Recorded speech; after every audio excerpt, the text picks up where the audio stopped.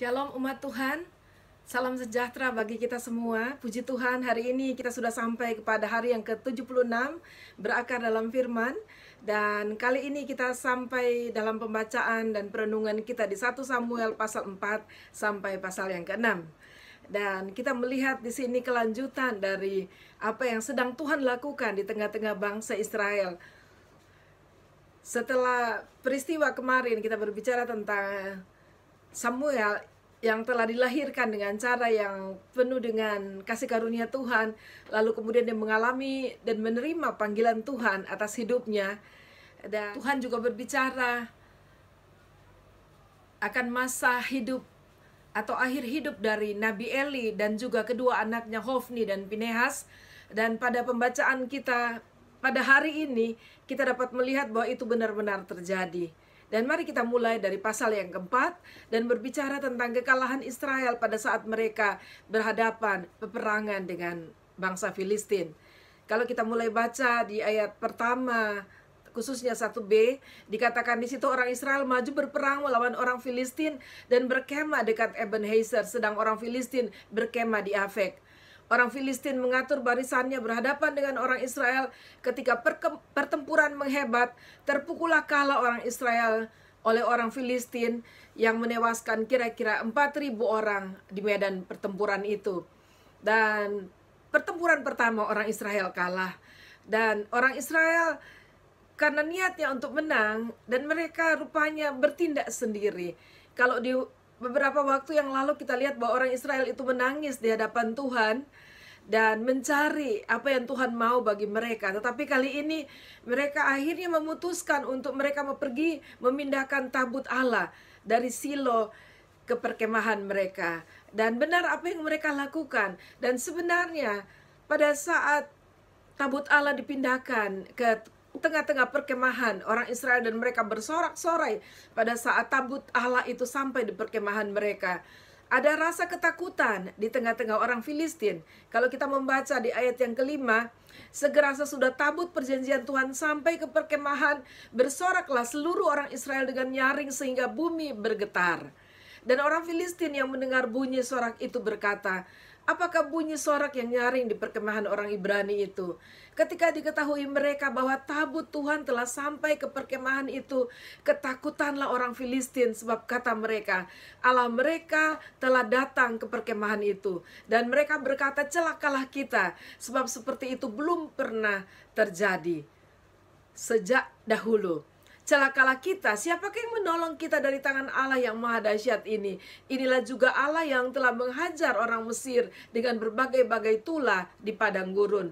Nah, saudara, kita melihat bahwa orang Filistin pun tahu apa yang Tuhan sudah perbuat melalui orang Israel terhadap bangsa-bangsa yang ada yang berhadapan dengan mereka. Mereka tahu dari kisah dari Mesir, dan terlalu kalau orang Israel melupakan apa yang Tuhan lakukan bagi bangsa mereka sendiri.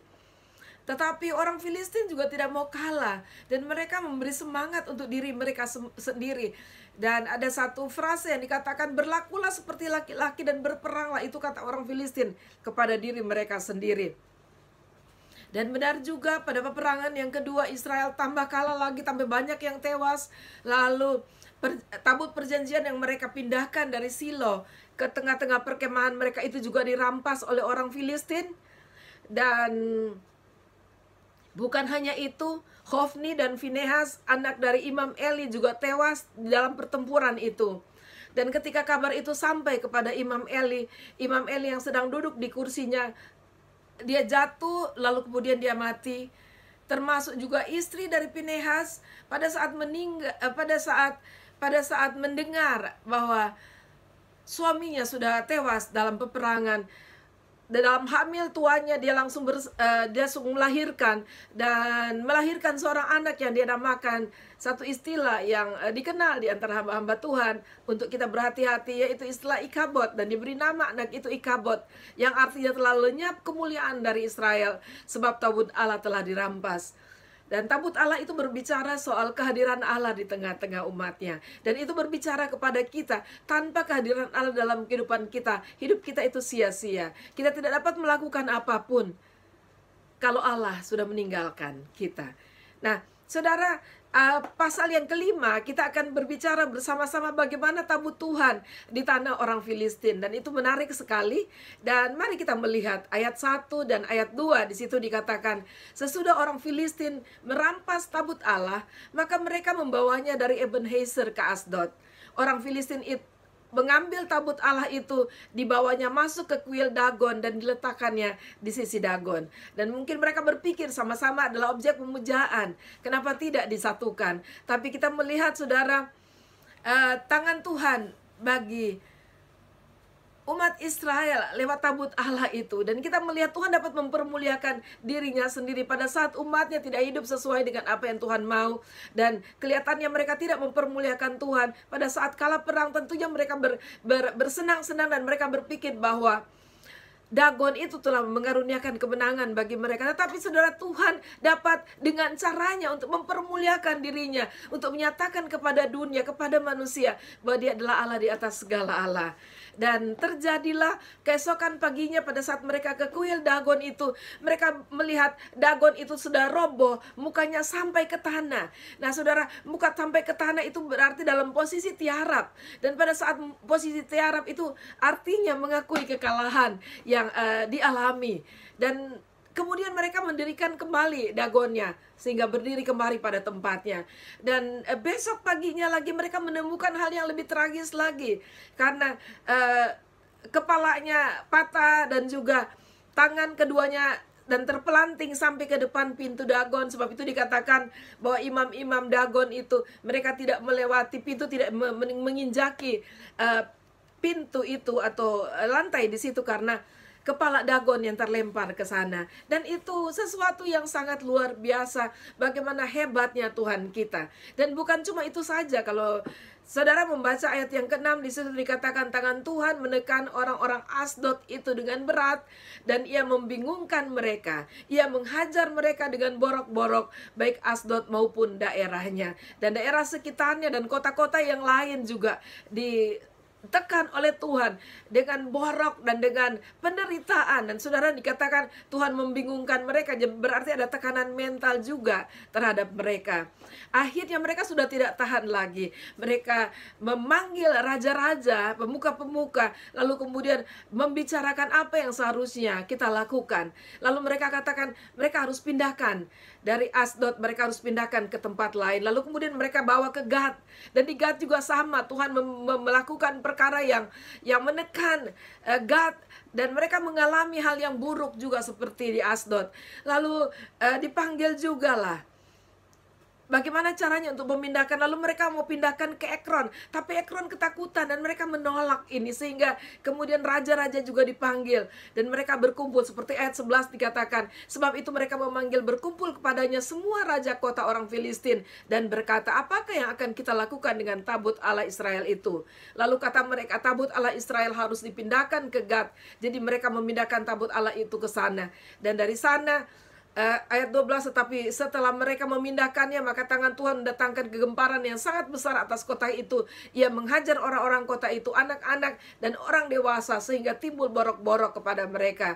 Nah, saudara, kita melihat di sini bagaimana Tuhan melakukan perkara-perkara yang luar biasa bagi manusia dan juga bagi siapa saja untuk dapat mengerti dan melihat bahwa Tuhan adalah Allah yang luar biasa dahsyat.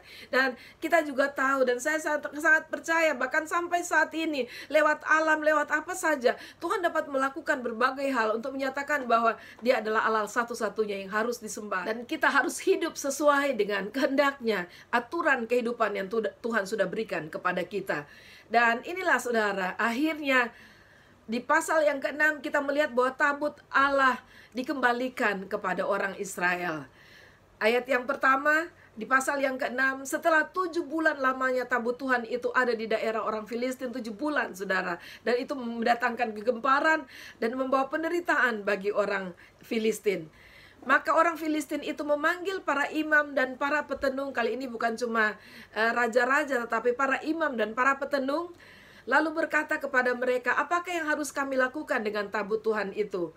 Beritahukanlah kepada kami bagaimana kami harus mengantarnya kembali ke tempatnya. Lalu perhatikan ayat yang ketiga ini, rupanya petenung dan imam-imam mereka itu mengerti juga. Kata mereka, apabila kamu mengantarkan tabut Allah itu, Allah Israel itu, maka janganlah kamu mengantarkannya dengan tangan hampa, melainkan haruslah kamu membayar tebusan salah kepadanya. Maka kamu akan menjadi sembuh dan kamu akan mengetahui mengapa tangannya tidak undur daripadamu.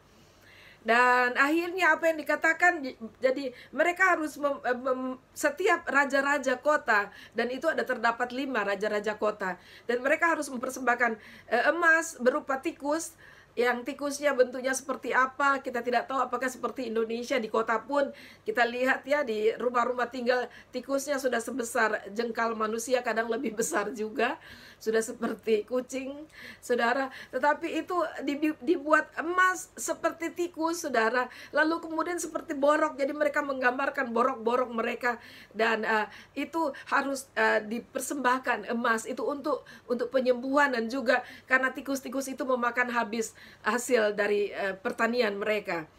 Dan akhirnya semua disiapkan. Tetapi saudara lihat, para petenung itu juga mungkin tidak mau rugi ya. Dan dia bilang, inilah ujian kita terhadap itu, betul-betul enggak itu Allah orang Israel yang mendatangkan segala macam penderitaan itu dan sakit penyakit. Ayat 9, perhatikanlah, apabila tabut itu mengambil jalan ke daerahnya ke Bet-Semes, maka dialah itu yang telah mendatangkan malapetaka yang hebat ini kepada kita. Dan jika tidak, maka kita mengetahui bahwa bukanlah tangannya yang telah menimpa kita. Kebetulan saja hal itu terjadi kepada kita. Nah, saudara, kita lihat bahwa Tuhan tidak bisa ditantang seperti itu. Dan akhirnya lembu itu berjalan dengan sendirinya mengarah ke Bet-Semes. Dan luar biasa di Bet-Semes akhirnya rakyat yang sedang panen, dan mereka berbahagia melihat tabut Tuhan sudah kembali, dan orang Lewi memindahkan tabut itu, mengangkat tabut itu, dan juga mengangkat upeti yang mereka berikan ya sebagai korban tebusan, yaitu emas yang berbentuk borok-borok yang sebesar itu, dan juga tikus, sehingga mereka berharap agar berkat panen dari pertanian itu bisa kembali. Tetapi saudara, apa yang terjadi di Bet-Semes, bahwa Tuhan menunjukkan siapapun kita yang sudah di dalam Tuhan, terlebih saudara ya, termasuk orang yang di luar Tuhan, untuk menghormati Tuhan. Karena dia adalah Allah yang maha kuasa, Allah pencipta langit dan bumi. Dia adalah Allah yang kudus. Ayat 19 kita perhatikan, dan ia membunuh beberapa orang Bet-Semes karena mereka melihat ke dalam tabut Tuhan. Nah, itu adalah larangan bagi orang Israel, karena Allah yang kudus, dan mata kita, mata jasmani, kita manusia berdosa, kita tidak bisa melihat kekudusan Tuhan, dan kita mati pada saat kita melihat dan mencoba melanggar apa yang sudah menjadi aturan Tuhan. Dan itu terjadi, ia membunuh 70 orang dari rakyat itu. Rakyat itu berkabung karena Tuhan telah menghajar mereka dengan dahsyatnya. Lalu ayat 20, dan orang-orang Bet-Semes berkata, siapakah yang tahan berdiri di hadapan Tuhan Allah yang kudus ini? Kepada siapakah ia akan berangkat meninggalkan kita? Dan mereka menjadi takut.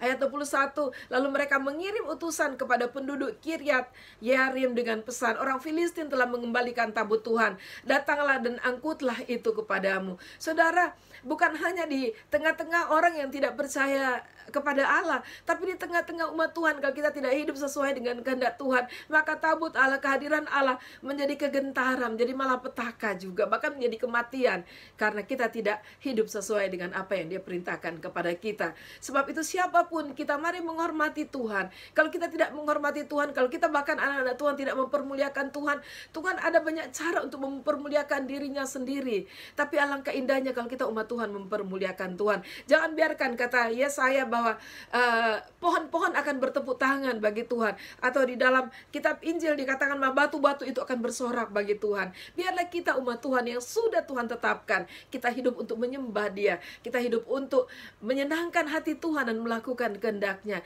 Mari kitalah menjadi umat Tuhan yang hidup dan mempermuliakan Tuhan atas kehidupan kita. Tuhan Yesus memberkati kita semua.